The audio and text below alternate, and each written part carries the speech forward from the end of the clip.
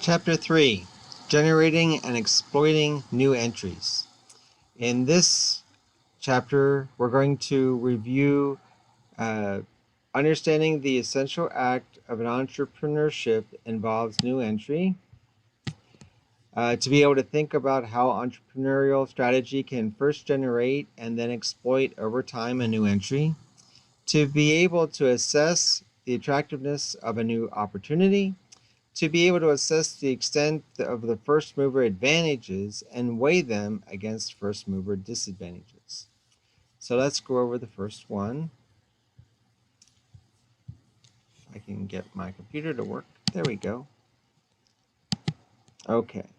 So I'm going to move this little thing here so we can see it some more. There we go. So to understand the essential act of entrepreneurship involves new entry. Okay. And first thing you need to do is environmental scanning. Environmental scanning you probably learned in other courses, I hope so.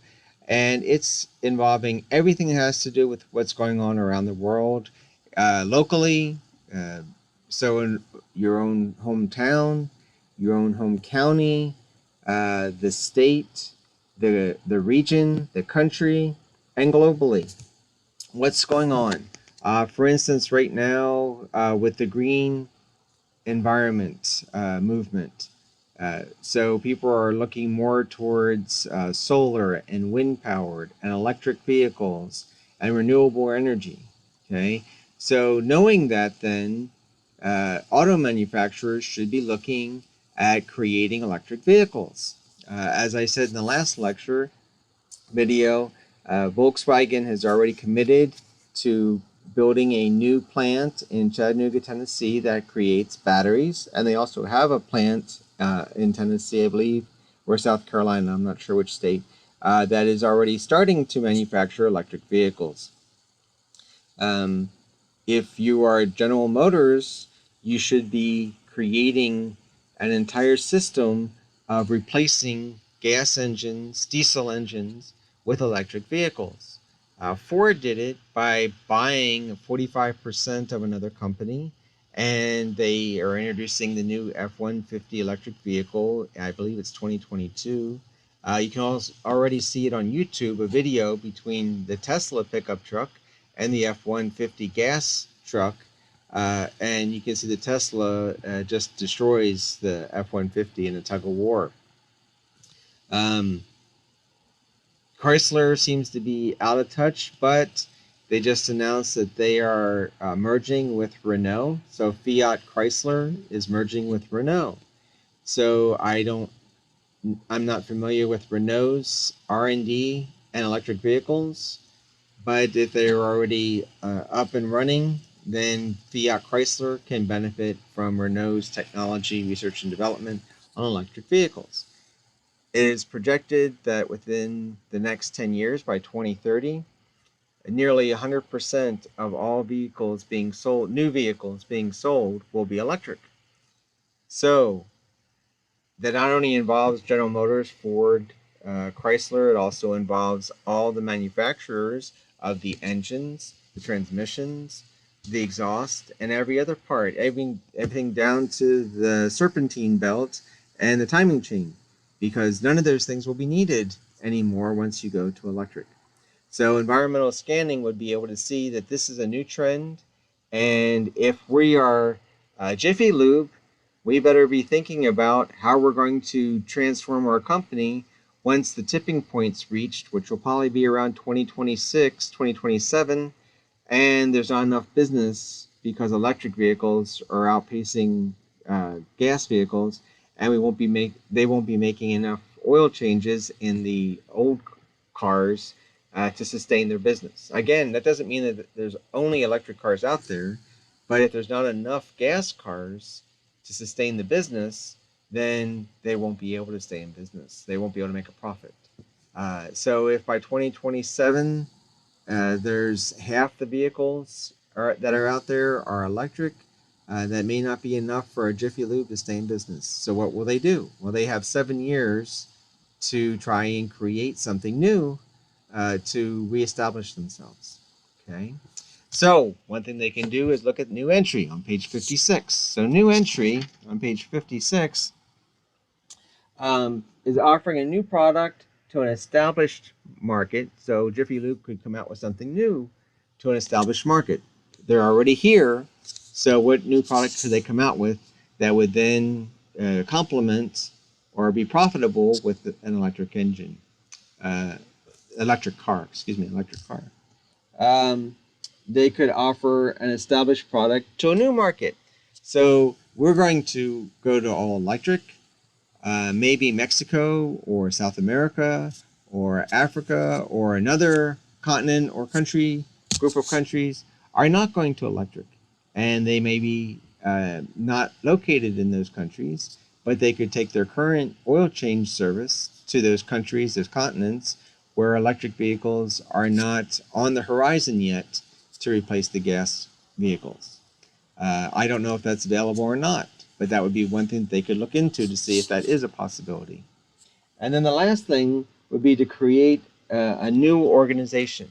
Now, this is what Elon Musk did with SpaceX. That was part of his goal, is to go to Mars, and there was no company out there besides the government, NASA, that was doing space exploration at that point when he first began. So he created a new company called SpaceX and then launched into that area. Okay. So the next one is to be able to think about how an entrepreneurial strategy can first generate and then exploit over time a new entry. So if you go to figure 3.1 on page 57, you start out with knowledge and other resources. And then you put them together into a resource bundle. And then you go to an assessment of new entry opportunity. So you look at the entry strategy, the risk reduction. Now, what can we do to have a risk reduction? Well, there's many different things, like, as I mentioned, Fiat Chrysler or merging with Renault.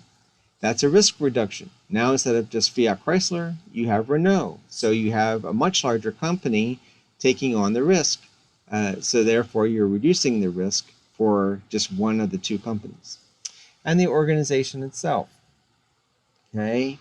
And then you combine all those for firm performance. So will Fiat Chrysler and Renault combined have a much higher performance in this transformation into electric vehicles? That's the thought process behind it. And then to be able to assess attractiveness of new opportunities. Okay, so here's the elevator pitch on page 61. This is important because you have to actually do an elevator pitch video and upload it for a grade. Okay, so now it gives you an outline on this as seen in business news elevator pitch for Project Alabama. That's on page 61. The main purpose of an elevator pitch is to get an appointment with someone that you believe is interested in investing in your new business or your new venture. Could be a new product entry, could be a completely new business, could be a combination of the two. Okay, so that's the purpose. You're not pitching your product to sell the product. You're pitching the business idea. So when I see your elevator pitches, I want to see what your business idea is, and I want to see you create interest in me. In other words, you would pretend that I'm the one that would be wanting to invest in your business or might want to invest in your business.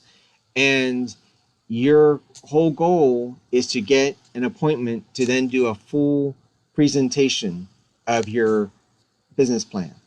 Okay. Elevator pitch is 30 to 60 seconds. The typical time that you are on an elevator. That's why it's called an elevator pitch. That's it. You only have 30 to 60 seconds to get my interest enough and then ask for the appointment. If you don't ask for the appointment, you're not going to get it. Okay?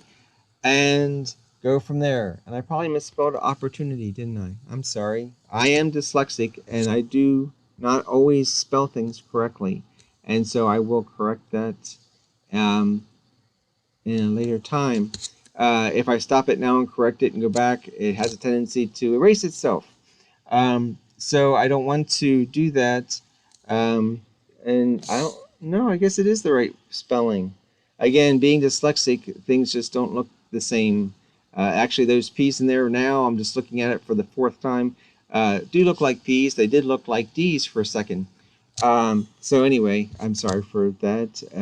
So that was your whole goal of the marketing pitch. So comfort with making decisions under uncertainty has to be incorporated in with your confidence in your elevator pitch. And if you look on 62, it goes over that trade-off between more information and the likelihood of a window of opportunity will close provides a dilemma for the entrepreneur. In other words, you'll never have perfect information. You'll never have all the information. If you wait until you get enough information that you can be fairly certain it'll be too late and someone else will already have beaten you to the punch to actually get the product out and launch the product and be the first to market.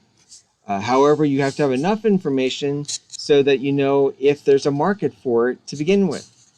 For example, going back to electric cars, you have to create a series of charging stations throughout the country to make it applicable so that people could drive their car more than the 200 to 300 mile range that the battery provides without fear that you're going to run out of electric and then have to call a tow truck.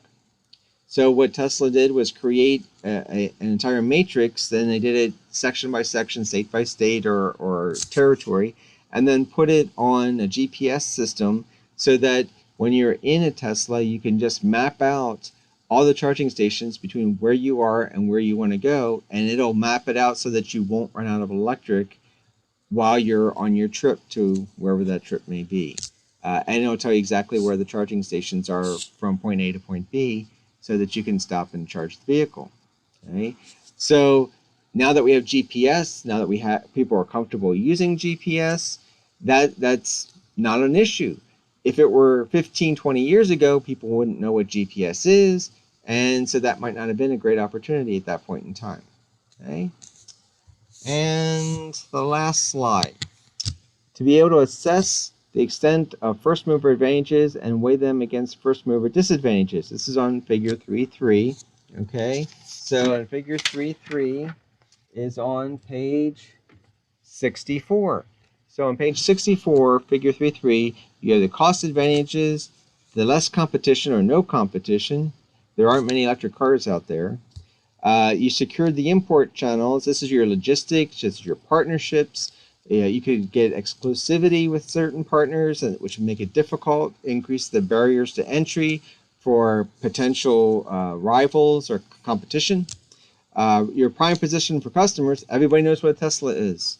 Okay, so it's right off the bat, you're the first person that people think of when people think of electric cars because you were first. Think about websites. We all know what Amazon is. We all know what Google is. Other search engines, other retailers, we might not know their website, how to get to their web page. But everyone knows those two because they were first movers. Expertise from the participation. You're first, you're the expert. Disadvantages, environmental instability. We don't really know if people will like electric cars or not on a mass scale. We'll have to wait and see. Customers' uncertainty, will it break? What if I have to replace the battery? What's the trade-in value? And then the short lead time. Everyone's gearing up. Like I said, Volkswagen 2022, they're going to have all these electric cars out. So Tesla's got to get up and running and be the lead before Volkswagen, Mercedes, Porsche. Porsche's coming out with a new electric car this year. It's $150,000 to $200,000, depending on which style you pick. So it's for the elite. But it'll only be a short period of time until they have it all the way down to their $40,000 cars. So you have a very short lead time for someone like Tesla to dominate the market. And so that's another disadvantage. And that's the video lecture for Chapter 3.